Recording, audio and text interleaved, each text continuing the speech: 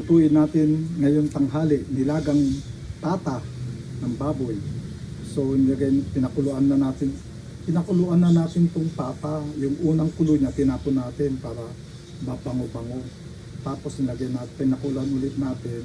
Lagyan natin ng sibuyas sa bawang, flavoring o pampabango. Hintayin lang natin lumambot yung karne, yung yung tata.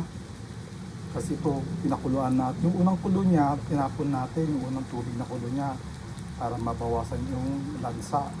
Tsaka aftertaste na hindi maganda. Tapos, pinakulan ulit natin ng bawang tsaka sibuyas. Kasi ito, pag lumambot na yung karne, itong ihalo natin gulay. Isang patatas,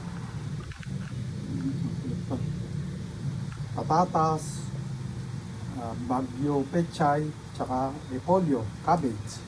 Yan, plus yan, equals nilaga. Tignan mo, malambot na ba? Mukhang malambot na. It's melt in the mouth na. Sige na natin yung patatas, malambot na. Patatas. Kailan mo na pang timpla to? Kailan to ito'y timplando? Yan mo magtimpla eh. Itong mga gulay lagay na, mamaya pa. Mga gulay niya. Tapos titimplahan na. Durog. Yung buhok. Stop mo muna. Podo. Ito yung assistant natin. Ilang po? 1/2 teaspoon. Yan yung assistant natin. Sa kutsarita. 1/2.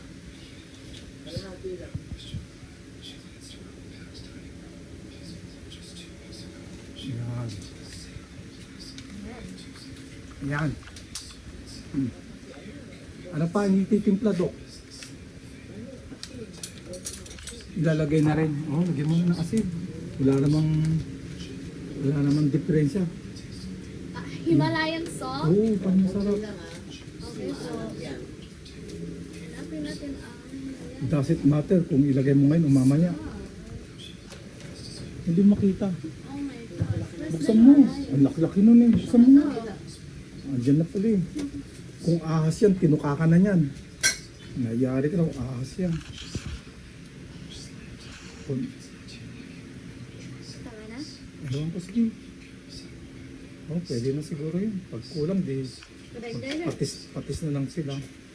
O ngayon, pag lumambot daw yung patatas, lagay mo na yung mga gulay.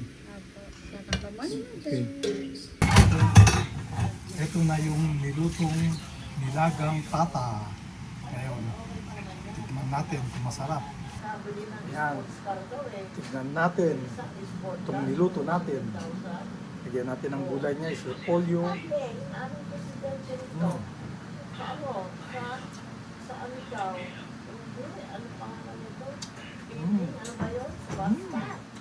Sarap.